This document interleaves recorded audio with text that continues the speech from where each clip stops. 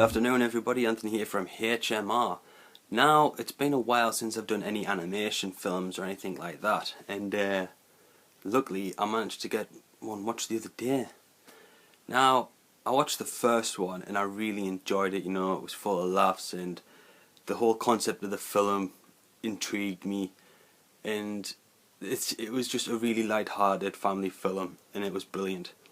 And if you haven't guessed, it is How to Train Your Dragon, which is the first one. Now you've got How to Train Your Dragon 2. Now, as a kid, you know, you grow up watching like certain films and things like that, or you know, playing with certain toys and like dragons and Vikings. You know, it's just an amazing mix. And number 2 has come along, and I've got to say it is actually better than the first one. Set a few years after the first one ends. It follows Hiccup and his dragon, the Night Fury, and you know, the adventuring on, and like they meet other people and they've got dragons, and there's a bit of a reunion that goes on in the film, but I'll not explain that because literally it's just come out and I don't want to spoil it for anybody.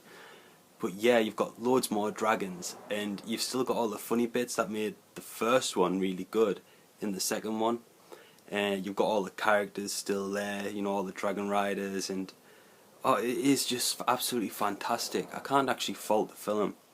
There's nothing, I can't actually say anything bad about this, which is a pleasant change, especially after the last episode of Talking Bollocks, which was me and John Bailey, where it was films that annoyed us. So to have a film that you can talk about that keeps a smile on your face is absolutely amazing. I would suggest that everybody goes out and watches this film and takes the kids or nephews, nieces, whatever, because it is absolutely fantastic. And there's a little bit of violence in the film, and there's a death as well, and it basically blatantly says that person is dead, which was a bit strange for a cartoon film, because you know, they try and keep away from that kind of topic, but I suppose it's introducing young ones to that aspect of life, you know, everything lives, everything dies kind of thing. So that was quite cool. But like I say, it's full of laughs, it's got loads of action in it, there's a reunion, it's got all the main characters out the last one in, there is a new bad guy which is a bit sinister, which is awesome. I just can't say anything bad about it.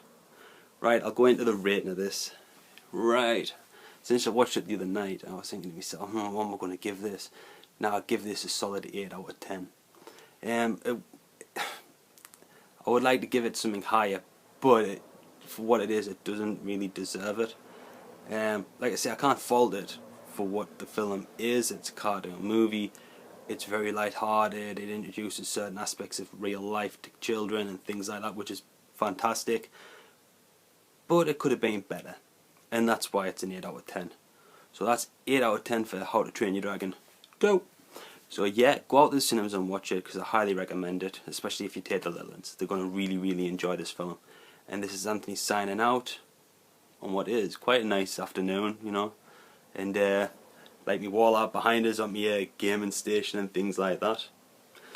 Yeah, so catch us all later. Cheers.